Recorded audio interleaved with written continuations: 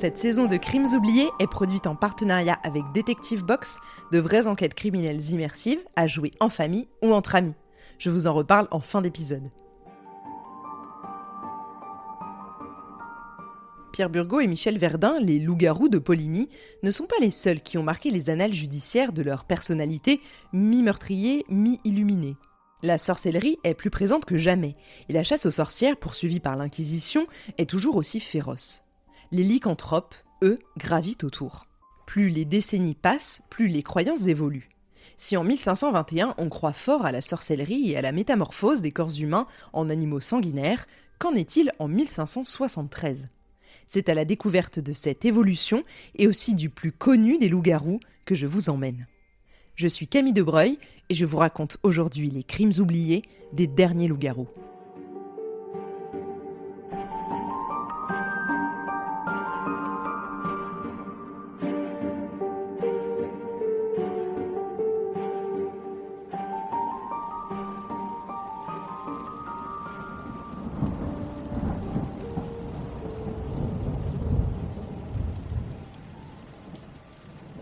Franche-Comté, automne 1573. L'hiver dernier a déjà été difficile dans la région et partout en France, mais cet automne et cet hiver-ci semblent promettre tout autant de rudesse. Les oliviers gèlent et de novembre à janvier, il fait si froid que le Rhône est en grande partie gelé lui aussi.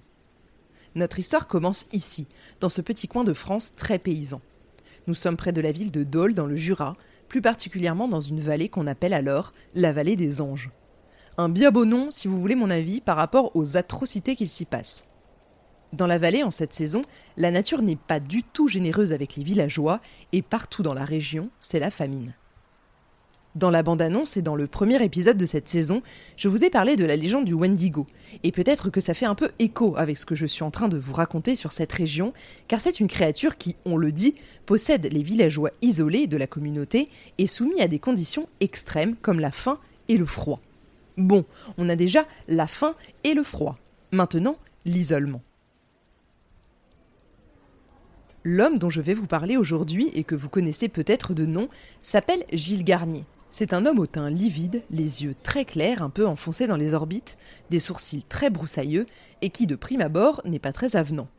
D'ailleurs, il ne parle pas, ou très peu. Il est voûté et comme recroquevillé sur lui-même, ce qui ne donne pas non plus envie de l'approcher. Il y a quelques années, il a décidé de vivre une vie seule, en ermite, et pour ça il se réfugie dans la chapelle de Saint-Bonneau, une petite bâtisse isolée dans les bois près de la commune d'Amanges. Le toit est recouvert d'herbe et les murs sont maculés de lichen. Bref, le gars ne fait presque qu'un avec la forêt. Pendant un long moment, il reste seul dans la maison. Il inspire un peu de crainte, certes, mais sa barbe grise très longue lui prête aussi une aura un peu divine. Il semble assez pieux, mais au fil du temps, la solitude commence à lui peser. Alors, ne me demandez pas comment, mais il se trouve une femme, et il l'épouse. Mais peut-être qu'à l'époque, ils n'avaient pas les mêmes critères. Ensemble, ils ont de nombreux enfants. Et avoir beaucoup d'enfants, à l'époque, ce n'est pas une très bonne idée. Évidemment, ils n'ont pas vraiment le choix, mais quand la famine frappe en 1573, Gilles a beaucoup de mal à nourrir sa famille. De plus en plus de mal. L'histoire, basée sur ses aveux à lui, j'y reviendrai un peu plus tard, raconte qu'une nuit, tandis qu'il chassait dans la forêt pour tenter de nourrir sa famille, il ne tombe pas sur un cerf ou un sanglier dodu, mais sur un spectre. Il apparaît là au milieu des bois et lui propose de l'aider. Gilles, désespéré de ramener un peu de nourriture à l'ermitage, accepte et le spectre lui offre un onguent qui lui permettrait de se changer en loup et donc de devenir un chasseur bien plus efficace. Mais Gilles a le choix. Il peut se changer en loup, bien sûr, mais aussi en lion, en léopard, ou même en nuage, en vent ou en feu.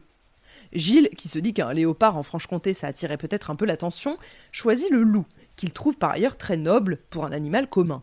Et oui, à l'époque, c'est commun de tomber sur des meutes dans la forêt en France, et plus généralement en Europe. Et là, si vous voulez bien, on fait un petit arrêt sur audio, parce qu'entre nous, ça ne vous rappelle rien à vous, le spectre qui apparaît au milieu de nulle part et qui propose son aide comme ça ? Ça ressemble quand même vachement à l'histoire des loups-garous de Poligny, Pierre Burgot et Michel Verdun, une 50aine d'années auparavant. Ce récit-là rassemble en fait tous les arcs narratifs brandis par les inquisiteurs de l'époque, typiques des procès pour sorcellerie également, qui permettent de faire le lien entre un individu et son allégeance à Satan. D'ailleurs, les trois quarts du temps, ces aveux sont obtenus sous la torture. Donc aujourd'hui, on se poserait quand même la question du crédit à y apporter et de leur véracité.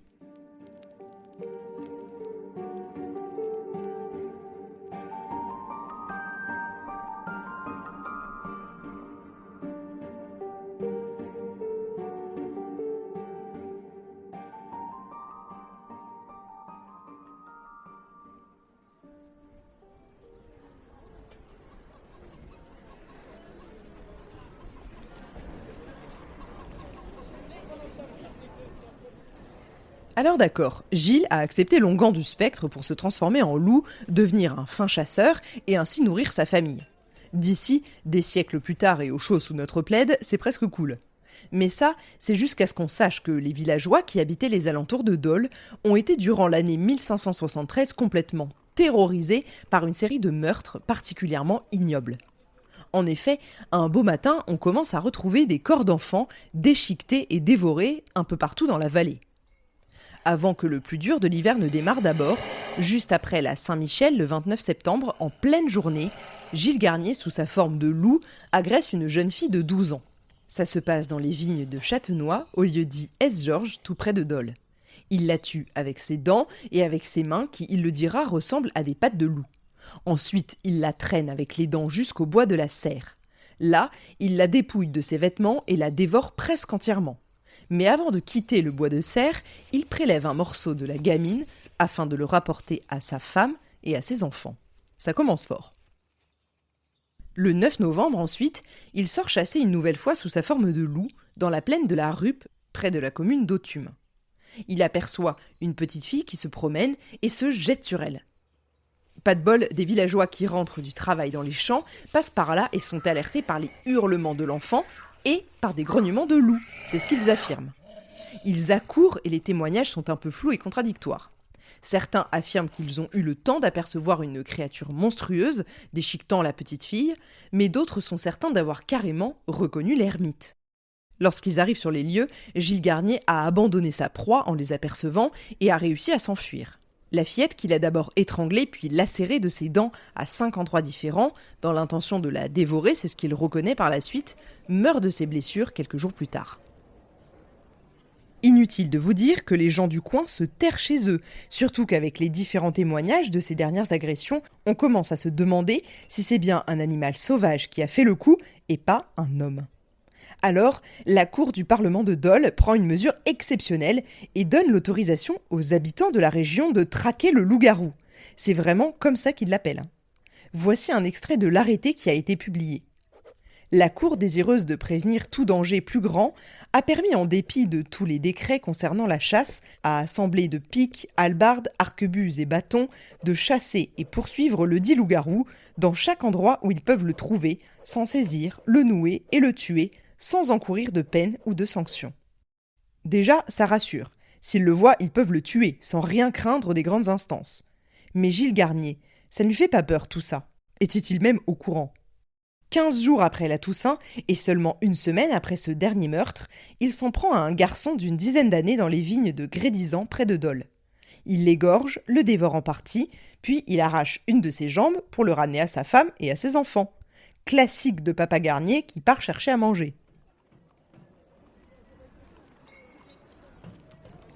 Le vendredi d'après, lors de la fête de la Saint-Barthélemy, il attaque un jeune garçon de 13 ans qui se repose sous un arbre dans le bois de Pérouse.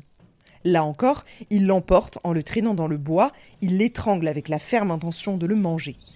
Il l'aurait d'ailleurs probablement fait s'il n'avait pas dû s'enfuir, dérangé par quelques villageois, alertés, cachés dans le sous-bois et voulant le prendre sur le fait. Celui qu'ils prennent alors pour un loup, ils le reconnaissent, c'est l'ermite du coin. À ses pieds, l'enfant est déjà mort. Là, il y a deux versions différentes qui nous parviennent. Soit on le capture ce jour-là, patte dans le sac, ou bien on le cherche quelques jours plus tard à son domicile.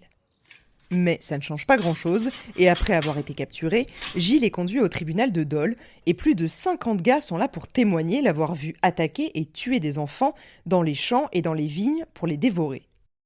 Ils précisent à chaque fois quand ils l'ont aperçu sous forme humaine ou sous sa forme de loup. Gilles Garnier prétend à son procès avoir revêtu une peau de loup pour commettre ses crimes.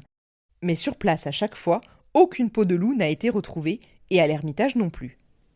Et là, je dois vous raconter une scène incroyable de son audience. Lors du procès, des témoins affirment que lorsqu'ils ont aperçu Gilles Garnier, il n'était pas sous sa forme de loup, mais sous sa forme humaine, et qu'il s'apprêtait à dévorer un garçon. Et Garnier ne nie pas qu'il se trouvait sous sa forme humaine à ce moment-là. Il affirme que quand il a attaqué l'enfant, il était sous sa forme de loup. Il dit que sans l'intervention de ceux qui l'ont fait arrêter, il avoue qu'il l'aurait mangé. Et ce, bien que l'on soit vendredi. Et alors là, tout le monde s'exclame. C'est un scandale. Et je dois vous dire que j'ai beaucoup ri pendant mes recherches, bien que les crimes soient affreux, car à ce moment-là, ce qu'on reproche à Garnier, ce n'est pas d'avoir mangé un enfant, mais de l'avoir mangé un vendredi, alors que manger gras est défendu le vendredi. À l'époque, c'est un crime inadmissible aux yeux de la loi, et surtout aux yeux de l'Église.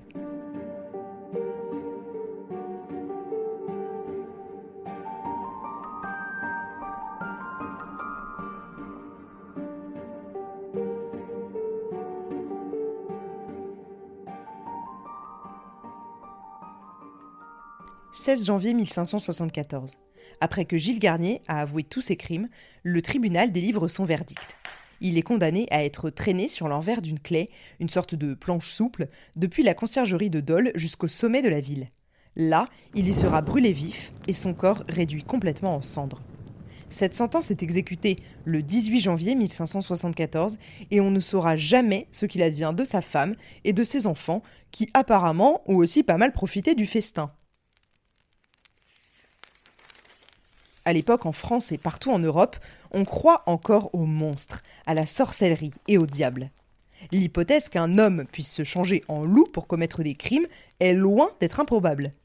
On retrouve d'ailleurs la trace de ces possibles métamorphoses chez Hérodote et chez Pline, ou même dans un poème médical de Marcellus de Cide, un chirurgien grec du IIe siècle après Jésus-Christ. Dans ce poème, il soutient que la lycanthropie pourrait être un dérèglement des humeurs et la forte manifestation d'un état plus global de mélancolie. Bon, heureusement qu'on ne dévore pas tous des enfants quand on a le vague à l'âme, mais ce qui est intéressant, c'est qu'on ne sait pas vraiment ce que pense Gilles Garnier de lui-même à l'époque. Était-ce une sorte de lycanthropie clinique, comme on l'appelle aujourd'hui, et croyait-il vraiment qu'il était devenu loup ? Par rapport à 1521, on penche de plus en plus du côté médical pour expliquer l'état d'homme comme Gilles Garnier. Ce qui est sûr, c'est qu'il est l'auteur de beaucoup d'homicides, peut-être bien plus que ceux qu'on lui attribue. Aujourd'hui, il serait plutôt qualifié de tueur en série opportuniste. Dans un article que j'ai trouvé particulièrement intéressant, Philippe Nieto explique, je cite, que « quand le crime ne provient pas d'une cause sociale acceptable, même si elle est moralement inacceptable, comme l'assassinat crapuleux, le meurtre passionnel ou le crime d'honneur, il faut la figure d'un criminel inhumain. » Et le meurtre d'enfants innocents n'est-il pas le crime le plus inacceptable au monde ? Dans un autre article publié par l'INRAP, l'Institut national d'archéologie préventive, Luc Jacotet et Brigitte Rochelandais s'interrogent même sur la culpabilité de Gilles Garnier. En effet, d'après les fouilles faites à l'Ermitage à l'époque, on ne retrouve aucun reste, seulement quelques restes de bœuf, de mouton ou de porc. Pour d'autres chercheurs, le procès de Gilles Garnier fait surtout partie d'un contexte historique plus global, où il y a à la fois un pic des procès pour sorcellerie et un pic d'attaques de prédateurs sauvages, comme le loup. Enfin, je tiens à finir là-dessus, Garnier est le coupable idéal, retiré de la société, habitant loin de tout, mais à quelques kilomètres à pied de tous les crimes sauf un, il avait la figure parfaite du gars déjà condamné.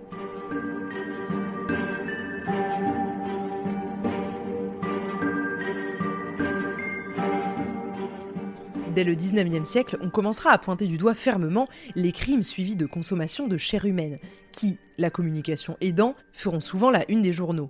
On pense par exemple à Vincent Verzenni en Italie, Garayo en Espagne ou même Joseph Vacher, que j'avais mentionné dans la saison du podcast sur le nécrophile Victor Hardisson.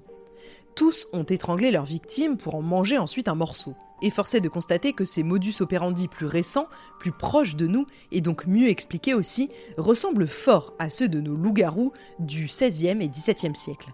Aujourd'hui, Gilles Garnier coche tous les critères qui le placent dans la case des tueurs en série. Si dans les médias, Gilles Garnier est appelé le dernier loup-garou, je peux vous dire qu'il y en a eu d'autres après lui, comme Peter Stump ou Nicolas Damon. C'est leurs histoires que je vous raconterai dans le 3e et dernier épisode de cette saison de Crimes oubliés, consacré au dernier loup-garou.